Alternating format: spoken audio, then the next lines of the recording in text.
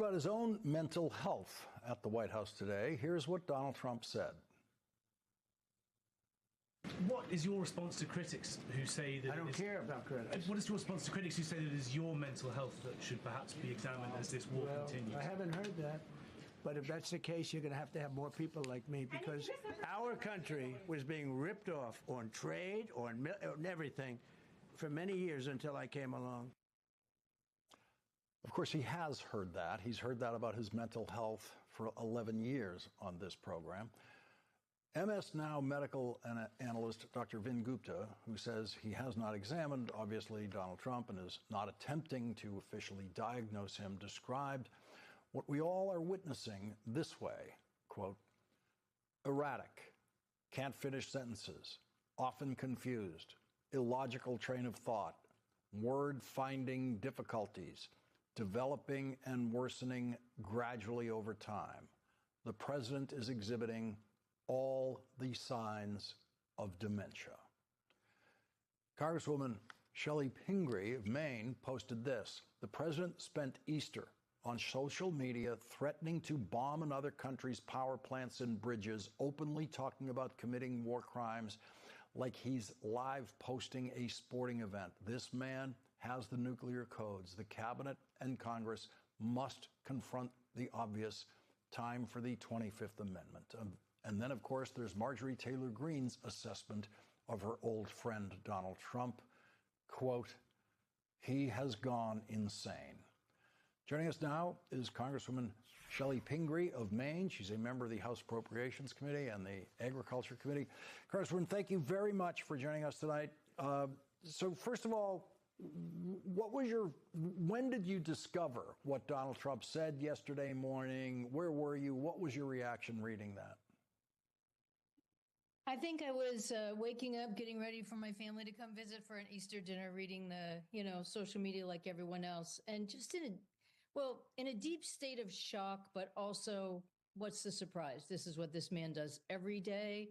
He disgusts us, he frightens us, and he shows that he's not competent to be the president, which is what so many people are saying every day, including our former colleague, Marjorie Taylor Greene. How many of your constituents even actually know about the 25th Amendment? Well, they all seem to know about it now because people seem to be talking about it and tweeting about it.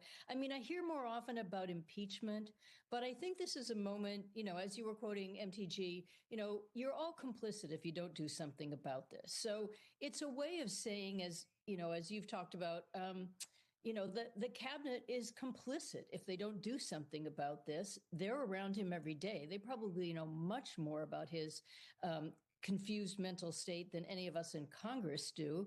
You have my colleague on, Chris, who was talking about, members of the military need to speak up. Certainly Congress has to speak up and fight back.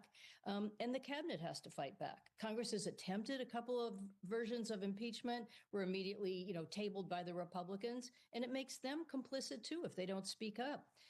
For a while, people, I think, were saying, hey, this is how the president is. It's locker room talk. You'd hear Republicans say, I like his policies. I don't always like the way he behaves. But now I hear more and more people saying to me, how much of the world is he changing in a way we can never get back?